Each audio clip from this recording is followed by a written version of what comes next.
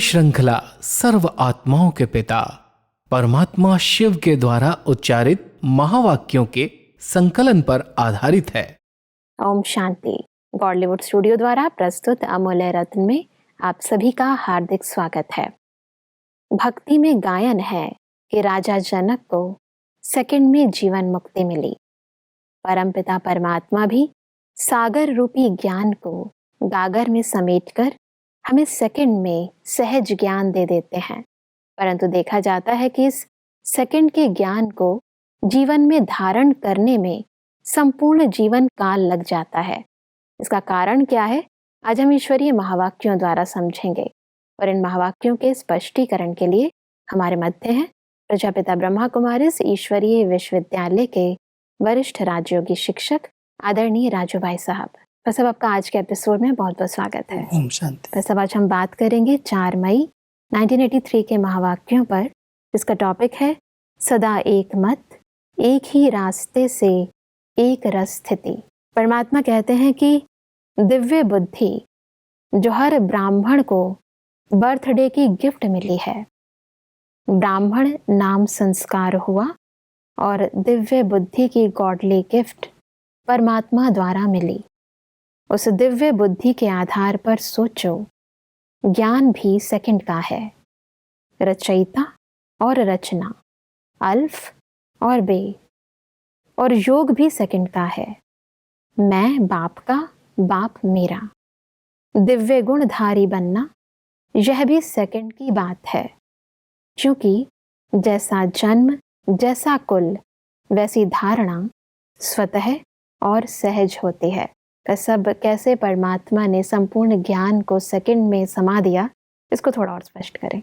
जब हम परमात्मा के बच्चे बनते हैं तो परमात्मा के द्वारा जन्म से ही हम सबको एक ही वरदान मिलता है, दिव्य बुद्धि।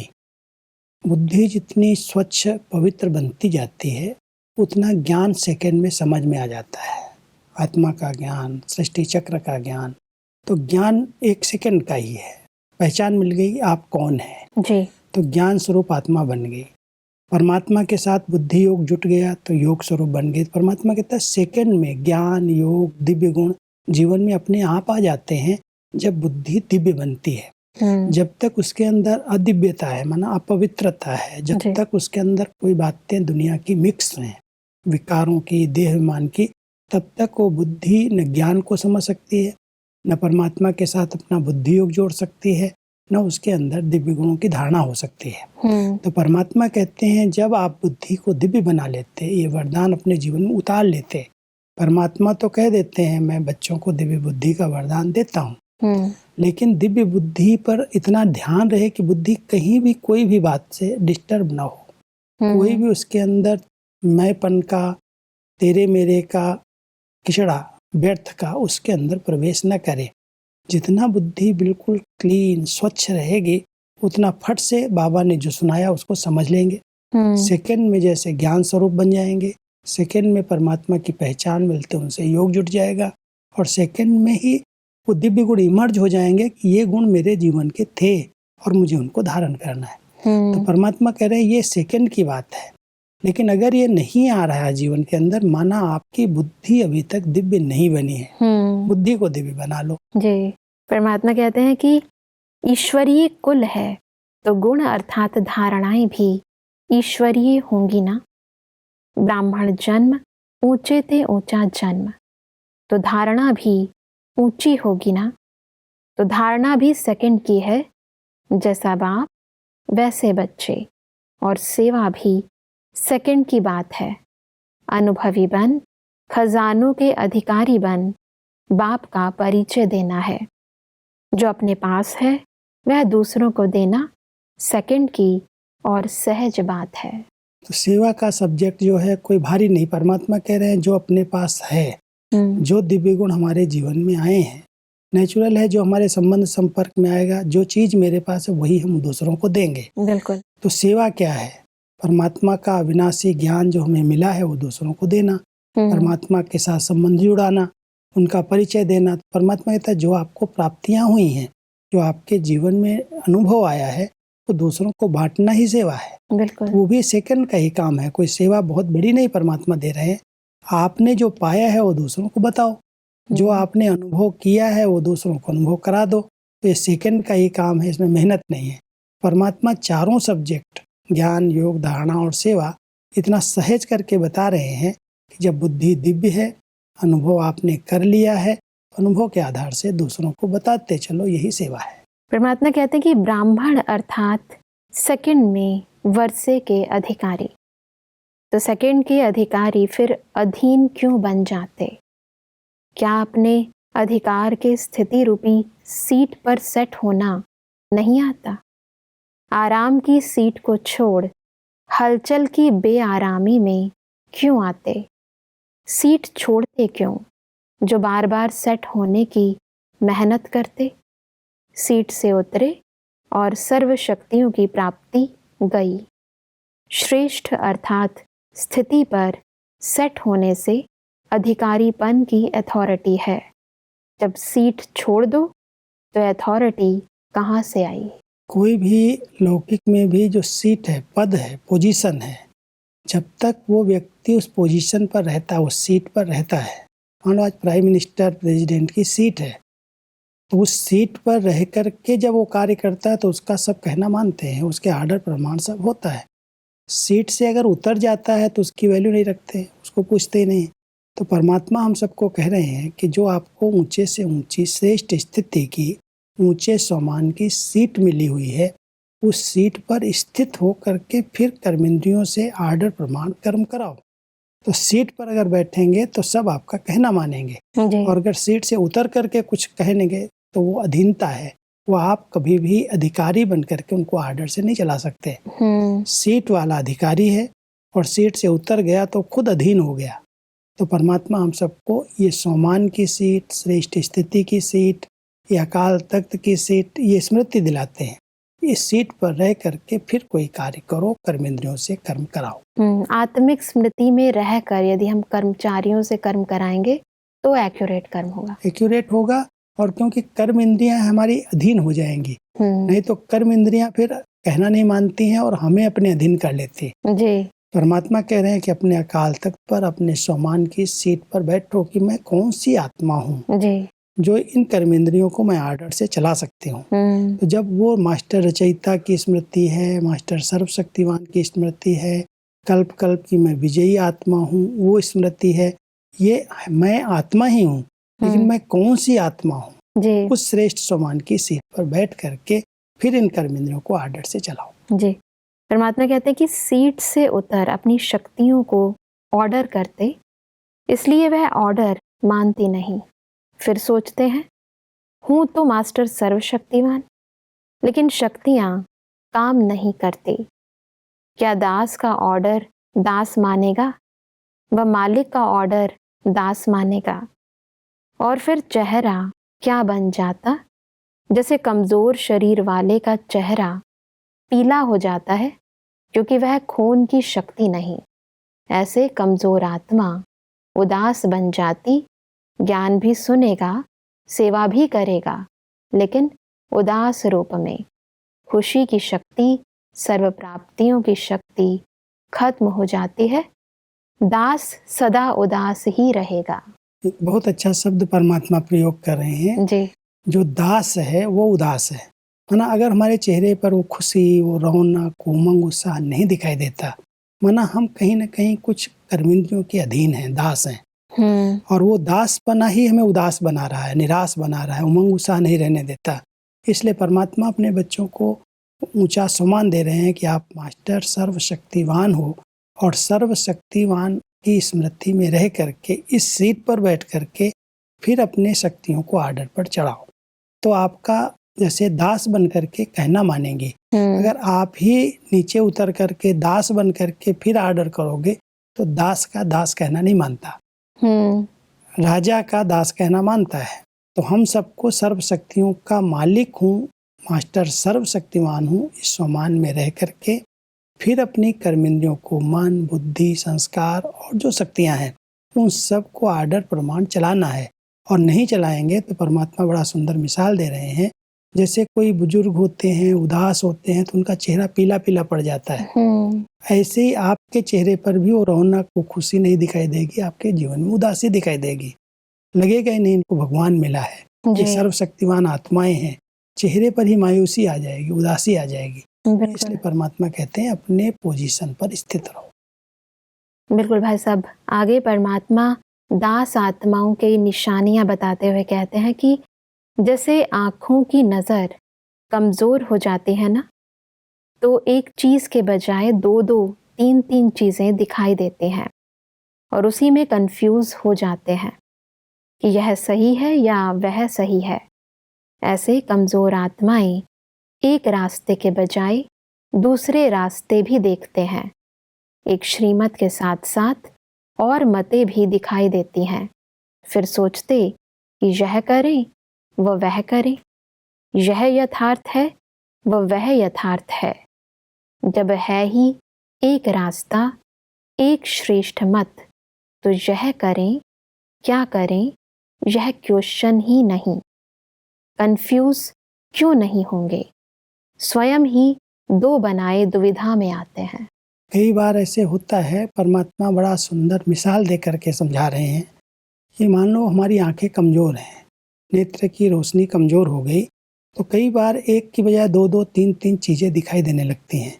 तो परमात्मा कहता है जो आत्माएं नियमों में, मर्यादाओं में ढीली हैं, कमज़ोर हैं, वो कमज़ोर आत्माएं चलते चलते ये राइट है या ये राइट है, 2-2, 3-3 रास्ते उनको दिखाई देने लगते हैं। और कई लोग अपनी मन की मत से, अपनी बुद्धि के प्लानिंग से अनेक रास्ते दिखा देते हैं कि ये भी रास्ता है, ये भी रास्ता है, ये भी रास्ता है। जबकि परमात्मा हम सबको एक ही श्रीमत का रास्ता देते हैं। जी इस रास्ते पर बच्चे चलोगे तो तुम्हारा कल्याण है, तुम्हारी गति सदगति हो जाएगी। लेकिन आजकल माया अनेक रास्ते बना करके अनेक रूपों से लोगों को भ्रमित कर रही है, कंफ्यूज कर रही है। बाबा यहाँ आते हैं या नहीं आते हैं, बाबा भी यहाँ पर पाठ उनका चला है, ये ऐसे हो रहा है। कई आत्माएं अपने मनमत के आधार से लोगों को भ्रमित कर रही हैं और कंफ्यूज कर रही हैं। कारण है वो आत्मा कमजोर है। अगर शक्तिशाली आत्मा है तो उसके लिए एक ही रास्ता है, श्रीमत मिली हुई है। जी बाबा के घर से बाबा की मुरली में सब प्रकार की श्रीमत सबको पहुंच रही है। लेकिन उस श्रीमत में कई लोग अपनी मनमत कमजोर होने के कारण उनको डबल रास्ता दिखाई देता। ये भी राइट होगा, ये भी हो सकता है, इधर भी देख के देख लें, चल के देख लें, यहाँ से नहीं अनुभव हुआ तो यहाँ से हो जाएगा। तो परमात्मा कहता है एक रास्ते के बजाय कई रास्ते अपना लेते हैं और फिर भटक जाते हैं, कंफ्यूज हो जाते हैं। कंफ्यूज हो जाएंगे तो नेचुरल है, उदास होंगे, कुछ प्राप्ति नहीं होगी, कई प्रकार से भटक जाएंगे। जी कोई रास्ता अगर भूल जाता है दूसरे रास्ते पर चला जाता है। कोई रास्ता भूल करके मान लो दूसरे रास्ते पर चला गया तो उसका टाइम गया, उसकी एनर्जी गई, उसका धन गया, सब कुछ व्यर्थ चला जाता है। इसलिए बहुत समझ करके अपने आप को शक्तिशाली बनाए और एक रास्ते को पकड़ करके श्रीमत पर सदा चलते चलें। परमात्मा की श्रीमत मुरली के अंदर है। बाबा के साकार बाबा की मुरलियाँ जितनी भी चली हैं सब श्रीमत है। फिर अव्यक्त बाबा ने उस श्रीमत को और अंडरलाइन किया है। जी अगर हम इन्हीं बातों को अपने जीवन में अपनाते हुए चलते हैं, कई बार बाबा की मुरली के शब्दों को ही लेकर के उसमें कई लोग अपनी अपनी मत ऐड करके दूसरा रास्ता बना देते हैं। और फिर कई आत्माएं जो कमजोर हैं, जो पवित्र और योगी संपूर्ण नहीं बन पा रही हैं, वो दूसरे रास्ते पर चल करके देखती हैं, भटक जाती, कंफ्यूज हो जाती। इसलिए परमात्मा ये महावाक्य उच्चारण कर। बिल्कुल, परमात्मा कहते हैं कि सीट पर स्थित रहो तो एक रस रहेंगे, लेकिन चंचल बच्चे के समान बार बार चक्कर लगाने के अभ्यासी फिर कहते माया का चक्र आ गया। कंफ्यूज होने का कोई आधार ही नहीं है, लेकिन व्यर्थ कमजोर संकल्पों के आधार ले लेते हैं। जब है ही व्यर्थ और कमजोर आधार, तो फिर रिजल्ट क्या होगी? या अटकेंगे या लटकेंगे या नीचे गिरेंगे, फिर चिल्लाएंगे, बाबा मैं आपका हूँ, आप शक्ति दे दो। कई बार ऐसे आत्माएं कंफ्यूज होकर के इतना भटक जाती हैं, जो परमात्मा कहता है या तो विकारों में गिर जाती हैं। उनका जीवन जो है इतना ऊंचा महान परमात्मा बनाना चाहता है, उसकी वजह या तो कहीं ना कहीं फंस जाती हैं, अटक जाती हैं, लटक जाती हैं किसी देहधारियों में, न इधर की रहती न उधर की रहती। इसलिए जो कमजोरी है उसको समाप्त करो, श्रीमत को समझ करके चलो, कंफ्यूज होकर के कहीं भी दूसरे रास्ते पर नहीं जाना। नहीं तो ये तीनों गतियां हो रही हैं। कोई आत्माएं लटक जाती किसी के पीछे, यही भगवान है, यही बाबा है, इसमें बहुत अच्छा ज्ञान दे रहा है, भटक जाती हैं, लटक जाती हैं या फिर गिर जाती हैं विकारों में, फिर न इधर की रहती न उधर की रहती। तो परमात्मा हम सबको पहले से सावधान करते हैं, जब एक रास्ता है, एक श्रीमत है, फिर कंफ्यूज क्यों हो रहे हो, क्यों अपनी मतें या दूसरों की बताई हुई बातों पर चल करके अपने को भटका रहे हो। इसलिए बचाओ अपने आप को और श्रीमत के श्रेष्ठ रास्ते पर चलते चलो। बिल्कुल। परमात्मा कहते हैं कि व्यर्थ संकल्प एक नहीं आता, एक सेकंड में एक से अनेक संकल्प पैदा हो जाते और उसी से अनेक ईंटों की दीवार बन जाती है। इसलिए ज्ञान सूर्य के शक्तियों की किरणें पहुंच नहीं सकती। और फिर कहते मदद नहीं मिलती, शक्ति नहीं आती, खुशी नहीं आती, वह याद रहती नहीं, आ ही कैसे सकती। परमात्मा हम सबको कह रहे हैं कि जैसे कोई एक व्यर्थ संकल्प उत्पन्न होता है तो एक नहीं आता, अकेले नहीं आता है, उस व्यर्थ के बाद क्यों होती बहुत बड़ी। जैसे एक के बाद एक व्यर्थ संकल्प उठना शुरू हो जाता है कि ऐसा कैसे हो रहा है, ये क्यों हो रहा है, क्यों, क्या के प्रश्न लगते जाते हैं और व्यर्थ की ईंटें बनती जाती हैं। और जब व्यर्थ की ईंटों की दीवार बन जाती है तो ज्ञान सूर्य की जो किरणें आनी चाहिए, मान लो सूर्य की किरणें किसी स्थान पर नहीं पहुंच रही तो कारण है बीच में कोई ना कोई रुकावट जी। और वो रुकावट है व्यर्थ संकल्पों की दीवार। तो परमात्मा हम सबको करें ज्ञान सूर्य की किरणें जो प्राप्ति के स्वरूप में प्राप्त होनी चाहिए। परमात्मा से सर्व प्राप्तियां आत्मा को अनुभव होनी चाहिए। अगर नहीं हो रही हैं तो जरूर हमने कोई व्यर्थ संकल्पों की दीवार बीच में लगाई हुई है। बिल्कुल। उस दीवार को हम तोड़ दें, समर्थ संकल्प करें, पॉजिटिव संकल्प करें और सबसे जरूरी है अच्छे लोगों का संग करें। अगर नेगेटिव और व्यर्थ सुनाने और बोलने वालों का संग हम कर लेते हैं तो भी वो व्यर्थ संकल्पों की दीवार और बड़ी होती जाती है जी। इसलिए परमात्मा हम सबको कह रहे हैं कि अगर संगम के इस अमूल्य जीवन में सर्व प्राप्तियों का अनुभव करना है, ज्ञान सूर्य की शक्तियों का अनुभव करना है, अपनी सीट पर रहो, श्रीमत पर सदा चलते रहो, व्यर्थ को समर्थ में परिवर्तन कर दो तो अपने आप ज्ञान सूर्य बाबा आपको टच करेगा, आपको गाइड करेगा, सब शक्तियां देगा, आपके पास सब अनुभव अपने आप होने लगेंगे। बिल्कुल। परमात्मा कहते हैं कि एक रास्ता एक मत, उसको छोड़ मनमत परमत, उसको मिक्स क्यों करते हो। अपने कमजोरी के बनाए हुए रास्ते, ऐसे तो होता ही है, ऐसा तो चलता ही है। इन रास्तों को स्वयं ही बनाए, फिर स्वयं ही भूल भुलैया के खेल में आ जाते हैं, मंजिल से दूर हो जाते हैं। ऐसे करते क्यों हैं, यह सोच रहे हो जाता है, करते नहीं लेकिन हो जाता है। होता भी क्यों है, बीमारी क्यों आती है, बदपरहेज व कमजोरी से। वह यह कहेंगे कि बीमारी आ जाती है, न कमजोर बन, न मर्यादाओं की परहेज से, मर्यादाओं की लकीर से बाहर आओ।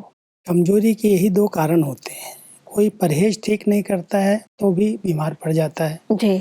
या कोई भी चीज हजम नहीं कर पाता है, भोजन हजम नहीं कर पाया तो भी बीमारी आती है। तो परमात्मा हम सब कह रहे हैं कि अगर तुम मनमत परमत पर आ गए, श्रीमत को भूल गए तो नेचुरल है कई प्रकार की माया की बीमारियां आपको लग जाएंगी। एक तो श्रीमत मर्यादाएं जो ईश्वरीय बनी हुई हैं उनकी संपूर्ण परहेज नहीं कर रहे हो, उनको अपने जीवन में संपूर्ण धारण नहीं कर रहे हो, कमजोर हो, तो कमजोर को ही माया की बीमारी लगती है। अगर शक्तिशाली है तो कोई का प्रभाव नहीं पड़ता, कोई कितनी भी बातें हमें सुनाए कि ऐसा है वो ऐसा है, हम उसमें जाएंगे ही नहीं क्योंकि हम सब कुछ समझ रहे हैं, शक्तिशाली हैं। तो परमात्मा कहते हैं माया की बीमारी का कारण क्या है, ऐसे नहीं अपने आप आ जाती है, क्या करूं। परमात्मा कहते हैं नहीं, कुछ कारण को चेक करो। परहेज पूरी नहीं कर रहे हो, श्रीमत पर नहीं चल रहे हो, मर्यादाओं का उल्लंघन हो रहा है कहीं न कहीं, या मनमत परमत का प्रभाव है। आप चेक करेंगे तो चेक करके माया की बीमारियों से मुक्त रह सकते हैं। सदा इस ब्राह्मण जीवन में स्वस्थ रहने के लिए, निरोगी रहने के लिए हम सबको बहुत अच्छी परहेज बाबा ने बताई है। श्रीमत की परहेज करो, मर्यादाओं की परहेज करो और जो ज्ञान रतन सुन रहे हो उसका मनन चिंतन करके उसको हजम करके अपने जीवन में उतार लो। जी। जो शक्तिशाली हैं उनको कोई भी प्रकार का कैसा भी वातावरण बने प्रभाव नहीं पड़ सकता है, बीमार नहीं हो सकते हो। परमात्मा कहते हैं कि विश्व आपका इंतजार कर रहा है कि शांति के दूत आए कि आए। हमारे देव हमारे ऊपर शांति की आशीर्वाद व कृपा करने के लिए आए कि आए। जोर जोर से चिल्ला के घंटियां बजाते, कभी तो चिमटे भी बजाते हैं, नगाड़े बजाते हैं, आओ आओ करके पुकारते हैं। ऐसी देवात्माएं अगर अपने बचपन के खेल में रहेंगी तो उन्हों की पुकार सुनेंगी कैसे? इसलिए पुकार सुनो और उपकार करो। वर्तमान समय ऐसे भक्ति के दृश्य दिखाई देते हैं, कितना दुखी परेशान होकर के लोग चिल्ला चिल्ला करके परमात्मा का आह्वान करते हैं, जी। पुकारते हैं। तो परमात्मा कहता है आप भक्ति के दृश्य देखो, मंदिरों में जाकर के देखो, दुखियों की पुकार सुनो, और सुनो ही नहीं लेकिन सुन करके उपकार करो। लेकिन अगर आप ही अपने बचपन के खेलों में लगे हुए हैं, कभी मन मत पर, कभी श्री मत पर, कभी इस रास्ते पर, कभी उस रास्ते पर, तो भक्तों की दुखियों की पुकार आपको सुनाई कैसे देगी? इसलिए उन सब बचपन की बातों को छोड़ करके अपनी ऊंची सीट पर बैठ करके फिर भक्तों की पुकार सुनो, उन पर उपकार करो, उनको सूक्ष्म स्नेह की शक्ति की सकाश दो, ताकि वो आत्माएं भी आप इष्ट आत्माओं को याद करके सुखी हो जाएं, प्रसन्न हो जाएं। जी। नहीं तो वो पुकारती रहेंगी, चिल्लाती रहेंगी और आप अपनी मस्ती में मस्त हैं, उनके दुख बढ़ते जा रहे हैं। तो परमात्मा कह रहे हैं बच्चे आप इष्ट देव आत्माएं हो, इष्ट देवियां हो, आप इन भक्तों की पुकार सुनो, इन पर उपकार करो, इनके दुख हरता बनो, इनके दुख दूर करो। जी। ऐसा परमात्मा कुमारियों से बातचीत करते हुए कहते हैं कि जो शक्तिशाली आत्माएं होंगी उनके आगे कोई भी कुछ कर नहीं सकता। जैसे तेज आग जल रही हो तो उसके आगे कोई भी आएगा नहीं, दूर भागेगा। आप भी योग अग्नि को ऐसा जगाओ जो कोई बंधन डालने वाला सामने आ ही ना सके। अगर अभी तक बंधन है तो लगन है, लेकिन अग्नि नहीं बनी है। बहुत सुंदर उदाहरण है। कई कुमारियां ज्ञान में चलती हैं, लेकिन अपने मन का एक तो बंधन होता है, दूसरा समझते हैं ये मेरे संबंधी मेरे ऊपर बंधन डालते हैं, मेरी शादी के लिए फोर्स करते हैं, मेरे को नौकरी के लिए कहते हैं, मैं क्या करूं? तो उसका कारण है आपकी जो लगन है तेज नहीं है, अग्नि का रूप नहीं बनी हुई है। जी। लगन जिसकी अग्नि बन जाती है, योग की अग्नि है, लगन की अग्नि है, उस अग्नि में कोई बंधन ठहर ही नहीं सकता है। कोई क्या कर सकता है आपका? आप शेरनी बनो। कई बार बाबा हमको एक शब्द देते हैं कि आप बकरियां क्यों बनती हो, जो अधीन कर लेते हैं, आपको बंधन बांधते हैं। आप शेरनी शक्ति बन जाओ, आपके सब बंधन अपने आप कट जाएंगे। बिल्कुल भाई साहब, आज हमने समझा कि हम कैसे अपनी एक रस स्थिति व एक परमात्मा की श्रीमत पर चलकर अपने अंदर की कमजोरियों व कमियों को दूर भगा सकते हैं। बस अब स्पष्टीकरण के लिए आपका बहुत बहुत धन्यवाद। ओम शांति। दर्शकों, आज के महावाक्यों में परमात्मा ने कहा कि विपरीत परिस्थितियों में एक रस रहने के लिए हमें अपने अधिकारीपन की स्थिति को कभी नहीं छोड़ना है। परमात्मा ने कहा कि अब हमें बचपन के खेल को समाप्त करके शांति दूत बनकर विश्व की सर्व आत्माओं को शांति का दान देना है, और बंधनों से छूटने के लिए हमें अपने लगन की अग्नि से स्वयं को शक्तिशाली बनाना है। दर्शकों, आज के महावाक्यों से संबंधित यदि आपके मन में कोई प्रश्न है तो आप हमें ईमेल कर सकते हैं। हमारा ईमेल आईडी है amulyaratna@bollywoodstudio.org। अगले एपिसोड में एक और अव्यक्त वाणी के साथ आप सभी के समक्ष हम फिर हाजिर होंगे। तब तक के लिए लेते हैं इजाजत। ओम शांति। मुख्य सार: ज्ञान सूर्य के शक्तियों की किरणें नहीं पहुंचने का कारण, व्यर्थ व कमजोरी के संकल्पों की दीवार खड़ी कर देना, अधिकारीपन की सीट से उतर जाना, ब्राह्मण अर्थात सेकंड में वर्षे के अधिकारी, सेकंड का ज्ञान, रचयिता और रचना, सेकंड का योग, मैं बाप का और बाप मेरा, सेकंड की धारणा, दिव्य गुणधारी बनना और जो अपने पास है वह दूसरों को देना। योग अग्नि को ऐसा जगाओ जो बंधन डालने वाला सामने आ ही ना सके। अधिक जानकारी के लिए संपर्क करें Amulya Ratan Godlywood studio, Manmohini Van, Shantivan post, Abu road 307510, district Sirohi, Rajasthan. Email ID है amulyaratn@godlywoodstudio.org। इस श्रृंखला को प्रजापिता ब्रह्मा कुमारीज ईश्वरीय विश्वविद्यालय के सेवा केंद्रों पर क्लास में नियमित रूप से चलाने के लिए गॉडलीवुड स्टूडियो से संपर्क करें।